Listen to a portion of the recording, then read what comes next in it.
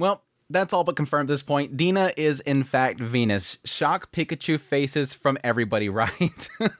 The worst kept secret has been revealed. I mean, it's all but confirmed at this point. Unless there's going to be a situation where possibly Dena is a split personality and she doesn't realize what she's doing and she's just going by the whims of what Venus actually wants her to do.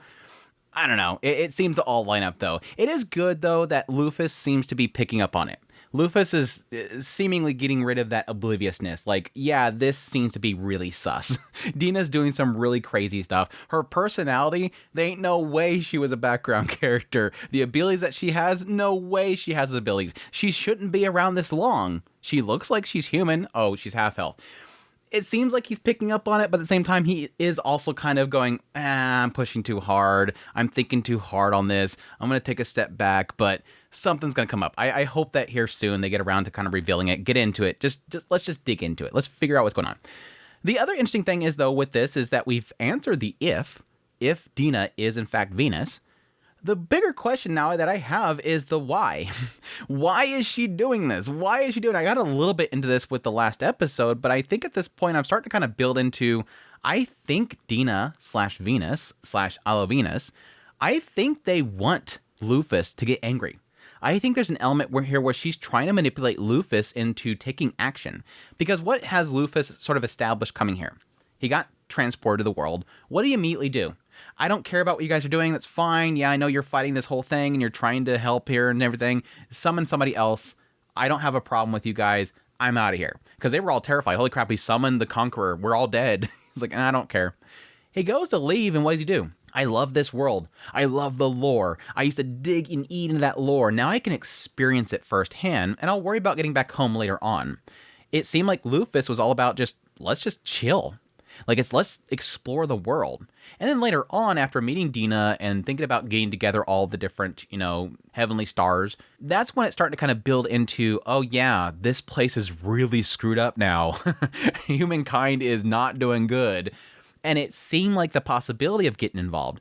But it's always been about, so far, exploring the world, seeing how things are different, checking in on the different heroes, seeing if they're human, and get the heavenly stars. It's not about taking down the Demon Lord. I'm wondering if Dena, as Alovenus, knows that Luffus won't get involved, so she's trying to get him involved. Trying to see him see something horrible and take action.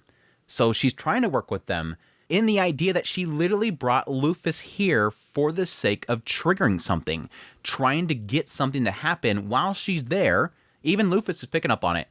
I just came here to see this Merrick guy, and now suddenly I find out they're at the verge of war?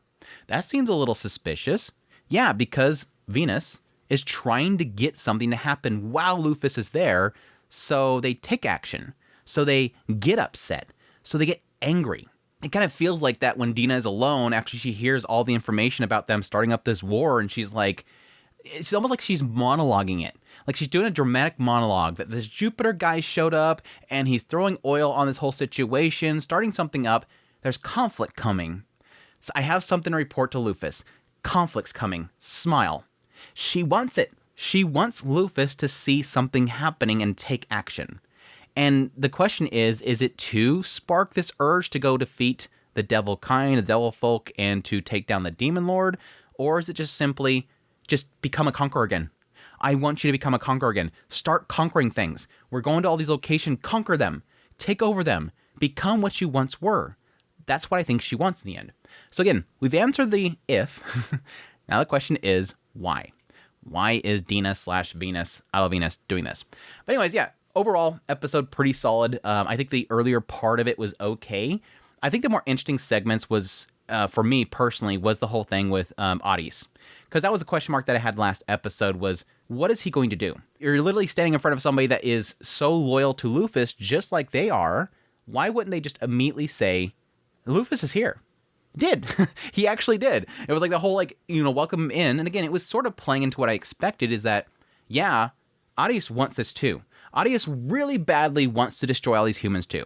He says it to himself. He said, all the 12 heavenly stars have the same feeling about the heroes. They all want them dead. All want to get revenge. And so I can't blame him for wanting this. I can't blame Agokeros right in front of me for wanting to have this. But still, no, Luffus is here. Our conqueror is still alive. That was actually a lie. And he's like, oh yeah, somebody took down Mars. That makes sense. Yeah, he's got to be here. But I'm not coming back with you. In the end, Agokeros would not join Aris because he wants the same thing. I want to kill all these heroes, and so I can't join Luffus' side. Now, the oddity here with this is really the fact that it seems like they're all about joining together to take down the heroes and everything, but I don't know specifically that Agokeros or any of them would be able to take down the heroes.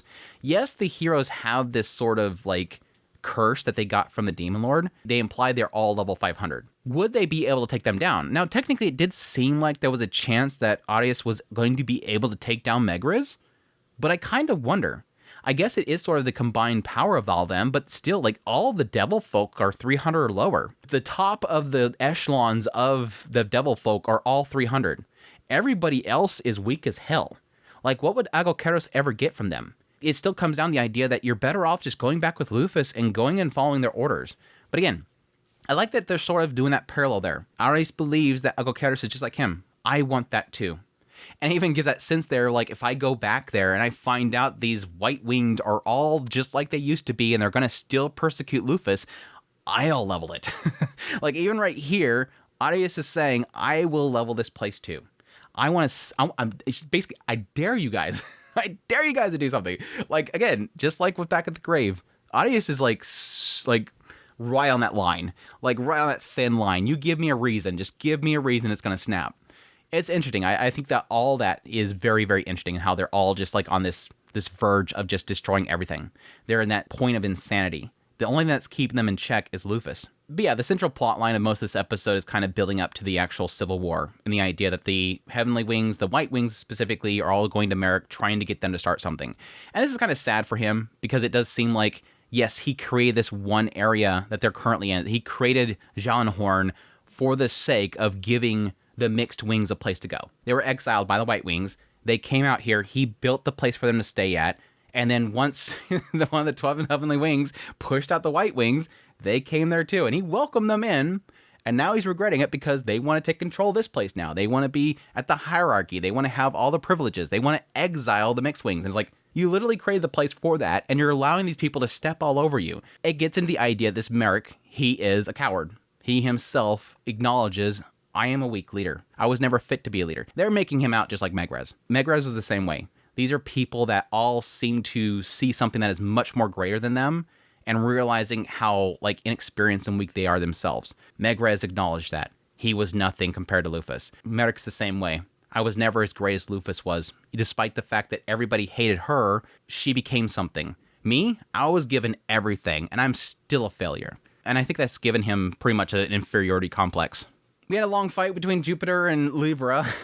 The only interesting thing that came out of that whole fight was the fact that they pointed out elements, which I don't think they've really gotten into elements much in the series so far, but they're pointing out the fact that Jupiter himself is a wood element, which seems like that is involving controlling wind itself, and it seems like it's implying that Libra herself is metal element, which makes her able to make herself as strong as steel, and it also points out the idea of having a rock, paper, scissors system, where it seems like metal is like really effective against wood, something like that. I'll be curious if they get into more of them, because again, I think this is the first time they've ever actually brought it up. Yeah, and the final scene that I want to talk about, of course, is the interrogation of Dena. I like just before that, they had the whole situation with Libra running out of ammunition. She's been using all his ammunition over like 200 years, and she's finally running out, and so Luffus has to create some, just sticks them in the skirt, just eats it. How does that work? But yes, Libra brings up the fact of the ability and how it's called X-Gate, and yes, finally Luffus, it clicks for him like, yeah, this is kind of weird, isn't it? It's kind of weird, this ability that has never really been in the game before. It's just the title of the game, and now it's in the game, and this background NPC has this ability. It's the ability to teleport things, and it seems kind of sus. So yeah, they finally decide to interrogate Dena. Find out a few things about her, if it's even true. I'm kind of assuming that a lot of this stuff is just stuff that she has created for her character.